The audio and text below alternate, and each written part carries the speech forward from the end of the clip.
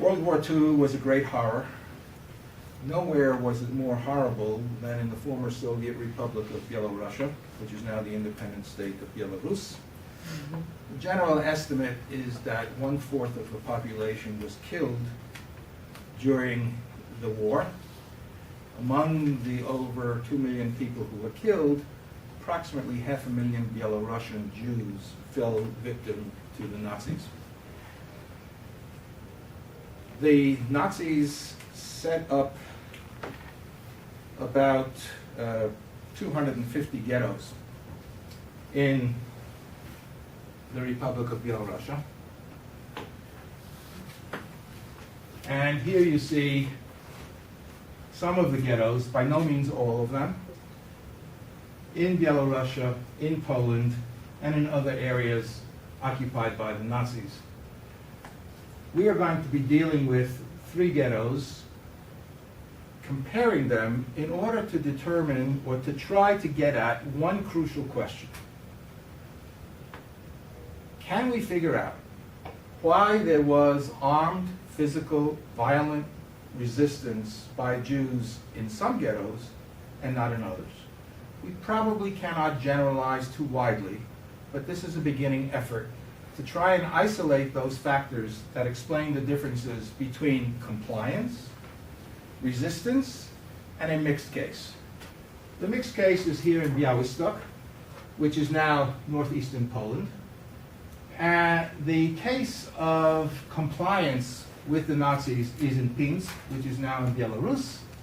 And also in Belarus today is Baranovice or Baranovice, in where you have armed resistance or escape, or both.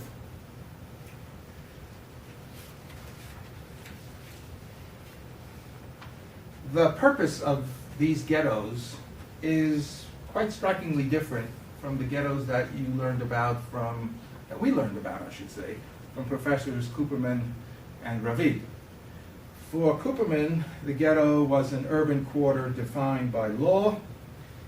It was compulsory, segregated, and enclosed, and its major purpose was economic.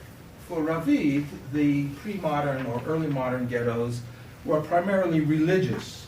That is, to segregate the Jews apart from the Christian population in order not to contaminate the Christians. If you think about it for a moment, you'll realize that in those pre-modern ghettos, someone who converted to Christianity had a ticket out of the ghetto because religion was the criterion. For the Nazis, religion was irrelevant. So we have Edith Stein, who is now considered a Christian martyr because she was Sister Teresa Benedicta of the Cross. She was a German-born, middle-class German Jew who had converted to Catholicism out of conviction. She was murdered at Auschwitz. She was murdered at Auschwitz by the Germans because she was racially Jewish in their conception. For the Christians, she was murdered because she was a nun, as was her sister, also converted. In the 16th century, they would have been exempt from ghettoization. Not so in the 20th century, because the criteria of Jewishness in the eyes of the ghettoizers had changed. The general impression, or the conventional wisdom, is that the primary function of the Nazi ghettos was to concentrate Jews in one place in order to facilitate their murder en masse. And most people have assumed that the construction of the ghettos was the result of deliberate planning and a master plan for the annihilation of the Jews. Dan Michman, a scholar in Israel, points out, however, that there is no document which elaborates a clear and unequivocal definition of what a ghetto should be. There is no document that provides the rationale for the ghetto, nor are there guidelines that we have discovered that the Nazis developed for implementing and managing the ghettos. And Christopher Browning, distinguished scholar of German Nazism, agrees with that ghettoization was not a conscious preparatory step to facilitate mass murder, and that the ghettos differed pretty widely in the way they were constructed and in the way that they fulfilled their functions. Was the ghetto designed to gain Jewish property? Was it designed, as Annika Valke discussed, I guess last week, to exploit Jewish labor? Was it designed to facilitate mass murder, or was it all of these things at once? And we know that within the Nazi bureaucracies there were debates between certain hierarchies which wanted to use the free Jewish labor, the compulsory Jewish labor, to serve the German war effort and to serve the German home front, whether it was making ammunition or sewing uniforms for the German army. That was the main purpose of the ghetto in the eyes of some German authorities. Others said racial considerations trump economic considerations. The ghetto should serve the function of concentrating and dispatching the Jews to their deaths. And even at the cost of this free labor, we should dissolve the ghettos by murdering their inhabitants. Now, you'll see that where the area that we're talking about used to be Poland before 1939, stretching to this line. Vilnius, now the capital of Lithuania, was Vilna in Poland. Minsk was in the Soviet Union. Pinsk was in Poland. Białystok was in Poland. Baranovich was roughly here. The Germans invaded Poland on the 1st of September 1939. But under the secret codicil to the August 23rd, 1939 agreement, sometimes called the Stalin-Molotov Pact or the Hitler-Ribbentrop Pact, Poland was to be divided, indeed all of Eastern Europe was to be divided between the Germans and their putative allies, the Soviets. 16 days after the Germans invaded Poland from the west, the Soviets marched in and took this part of Poland. The southern area became part of Soviet Ukraine, called Western Ukraine. The northern area became Western Belarusia, and they were incorporated into those respective Soviet republics. So in this area, we had people who experienced about 18 months of Soviet rule to be followed by German rule. There was considerable variation in how the ghettos operated and how they were annihilated.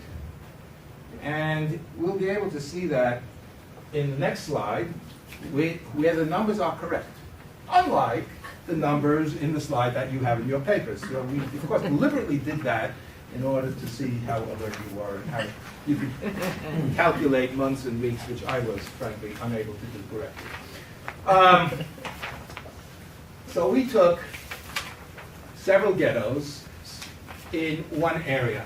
This is the Generalkommissariat Weißrutenien, meaning roughly Bielorussia. These are German administrative divisions. This is the district of Białystok. And this is the Reichskommissariat Ukraine. It's actually Bielorussia, but the Germans, for whatever reason, called it Ukraine. Not only are there differences in when the first killings took place, all through, but even within the same German administrative division, we have the first killings take 2 weeks in Baranovich,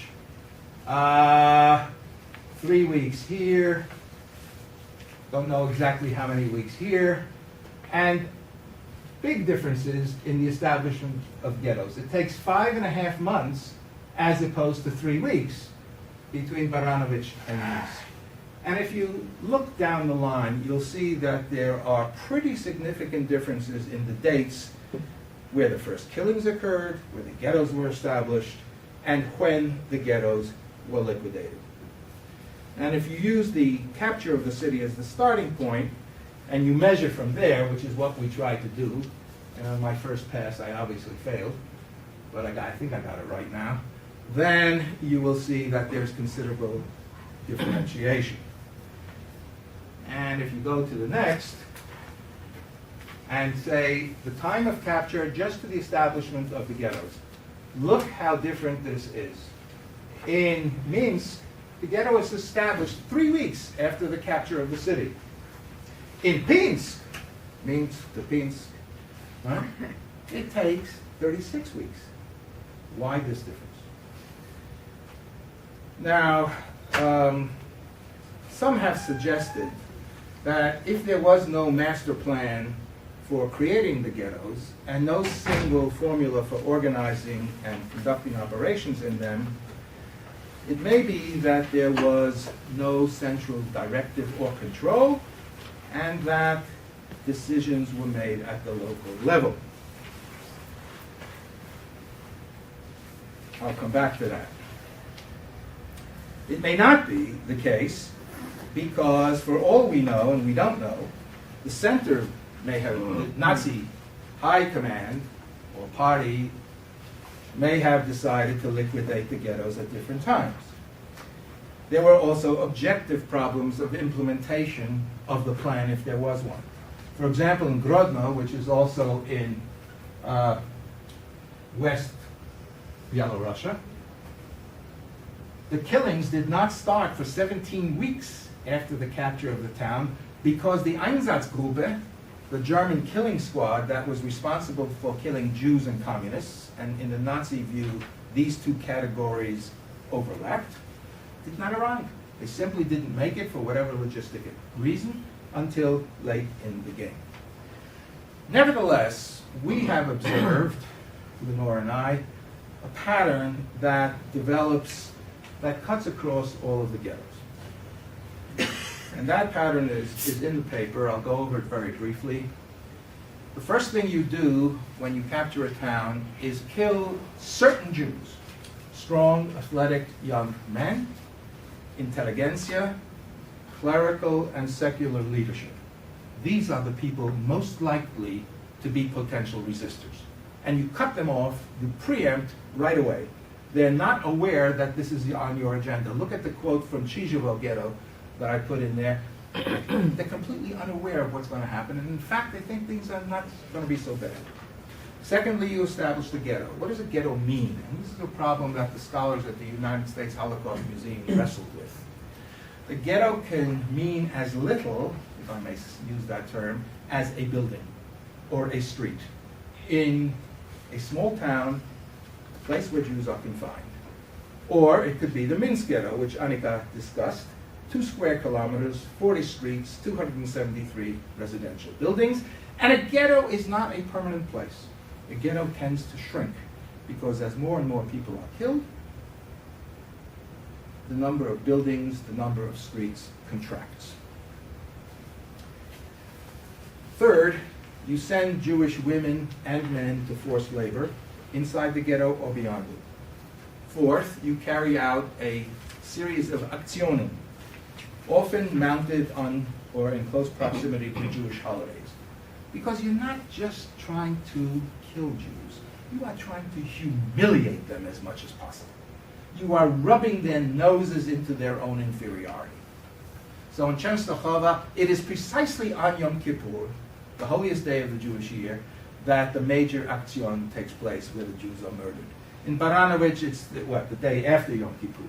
It's on Purim, a day of great Jewish merriment and celebration. You spare the useful laborers, the craftsmen, the repair workers, and you even set up a separate ghetto for them. But in the end, you kill them as well. These then are the stages of treatment of the Jews in these ghettos, as far as we can discern. Now, I'll end with a note about Jewish resistance. If the German policies varied somewhat, though the final outcomes were the same, Jewish responses to the Nazis also varied, but they could make the difference between life and death. Jewish responses ranged from the belief held by the Judenraten, by the Jewish councils, their leaders in Łódź or Lodz in Poland, in Sosnowiec, in Silesia, in Vilnius or Vilna. If the Jews worked hard and made themselves indispensable to the German war effort, they would be spared.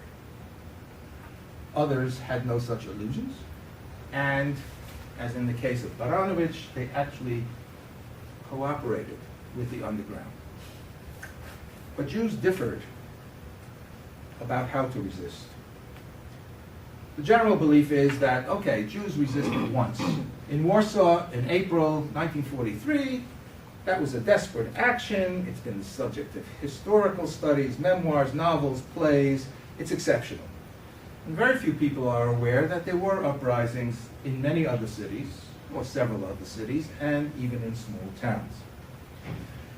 Note, in none of these cases were the Germans forced to retreat from the ghetto. At most, these acts allowed a relatively small number of people to escape to the non-Jewish side of town or to the forest where they were able to join partisans. But that decision to fight back or even to escape was very fraught, because the people who made that decision had to wrestle with the consequences of reprisal. Reprisals worked in Yugoslavia.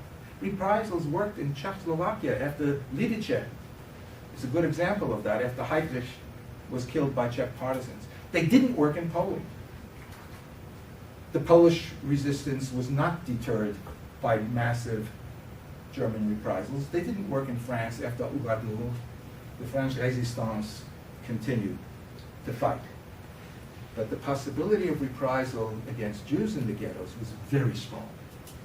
Can I, as a potential resistor, take it upon myself to offer some kind of resistance which I know in the end will be futile, and thereby endanger the entirety of the rest of the population in the ghetto in which I live?